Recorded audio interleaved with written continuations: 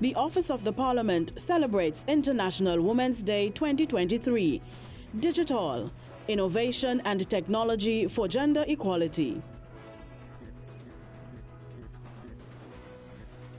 She has worked with some of the biggest names in the beauty industry, but it is here in Trinidad and Tobago where she realized her purpose. I initially wanted to do hair. One summer vacation from school, I decided that I'm going to learn hairdressing by my aunt who owned her own salon. And while being there, I absolutely hated hair. I felt like it was so difficult and I didn't love it. You know, if you don't love something, you don't have the joy for it. But then I saw that she did brides as well, and she did, you know, hairdressers who do little bridal makeup. And for me, I felt like when she did the makeup, as little as it was then, the posture changed, the attitude changed from a simple little glam. I was fascinated by that, and I always tell the story that just made me feel like, wow, this is something that I could also give to women. You know, I saw women in her chair go from this to a completely different posture, and I thought that this was a powerful thing. And even though I was still in school then, I always held that in my mind. This is what I want to do. This is what I want to give to women, that confidence. The Art of Beauty was selected many, many years ago amongst a couple other names, and what it meant for me then is something completely different to what it means to me now. I was younger, and you know, I just felt like, yeah, makeup is an art. You know, I'm doing makeup, it's beautiful. So I thought the Art of Beauty was, you know, just the perfect name. But now that I have been in the industry for so many years, I give more than just external beauty. I've grown up, I've had many, many issues within my own life, both in relationships, my spirituality, and I had many times where I just wanted to give up on life itself. And I had many women sit in my chair, and it's so funny how it felt divine that these specific women would come to me with the specific problem that I would have overcome. So I was able to share from experience that I would have overcome to these women. And before I even finished the makeup, that same posture that I was talking about, this is what took place. And you know, many women would say that they would come to me more for the experience than just the makeup. So now for me, it's an internal thing that I also have the ability to make you look beautiful on the outside, but I think it first starts on the inside, and I try to capitalize and tap into that because I have more power within me than just externally beautifying. I think now people are understanding the power that makeup has, because years gone by, makeup was termed, you know, vanity and somebody who just want to present themselves for the world, you know, they want to be looked at.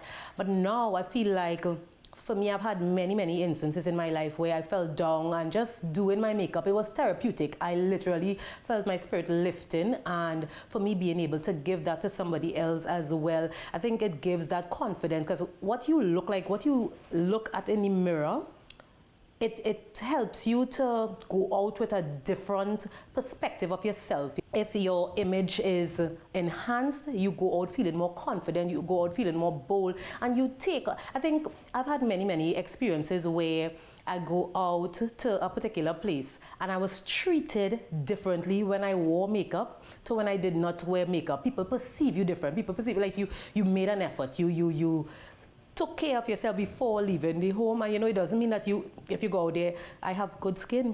I don't have a problem going out without makeup. I take care of myself, but there's a perception. People see that care being taken, and I feel like people perceive you differently. And you also, when you look at yourself and you see something that you like, you give the world more.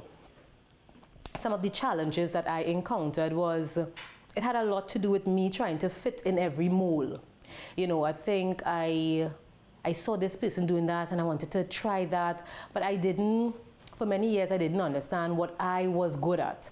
So, you know, tapping into this, tapping into that, you feel wary when you are not doing what you were called to do, when you are not doing what you are strong in.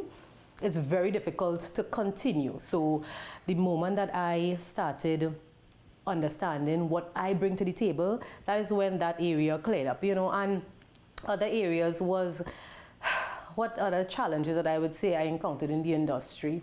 I feel like being able to have a consistent growth, you know. I felt comfortable in a particular area and then I would stay there. And, you know, I feel like now, you no matter how comfortable you are with a particular technique, there's so many changes in the industry and you have to stay abreast. And those are the main things. I feel like understanding who you are, what you bring to the table, your identity, your individuality, and being true to you. From the very early part of my getting into the makeup industry, I worked for Giorgio Armani Cosmetics. I went to England and I worked for Armani Cosmetics, and that was a big deal for me because when I left here, I went to Selfridges. That's where I worked on the Armani counter, and from the moment I walked into that department building, I thought, this is where I want to work. This is just ideal. The smell, I remember the smell when I first walked in there. And when I got the job, I felt like, you know, at first I felt like this, I am qualified to be here. And then when I got there, I felt like, you know, imposter syndrome. Like, oh my God, what am I doing here? Am I good enough? But that, I had a fantastic time working on the Armani counter. I worked really, really hard. My colleague and I from Trinidad, we helped them create new foundation ranges in their brand because we were the black girls on the counter, African, and we brought a different market. So, you know, they did a lot of things because of us. I did a movie. They had an international movie that was filmed in Trinidad. I worked on that. There was a competition, Best Makeup Artist in Trinidad and Tobago, that I won.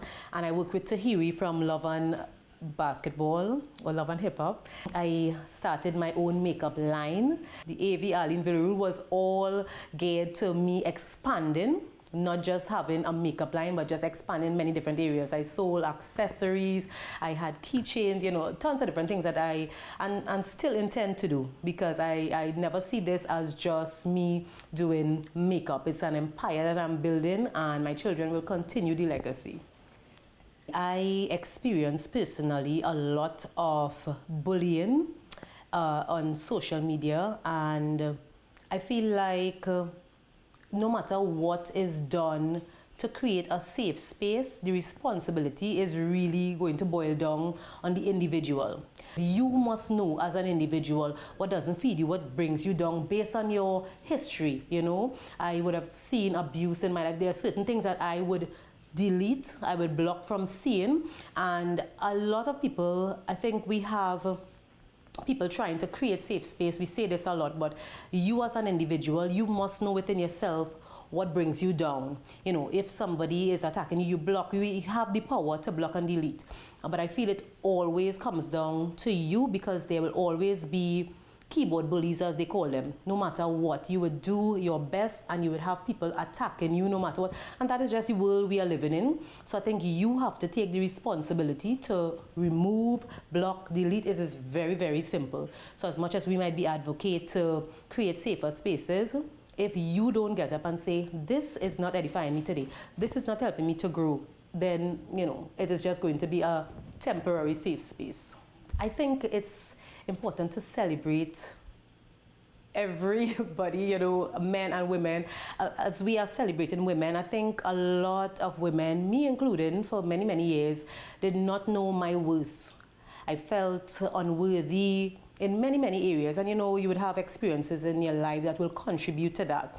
And now I am understanding more and more the importance of what we as women bring.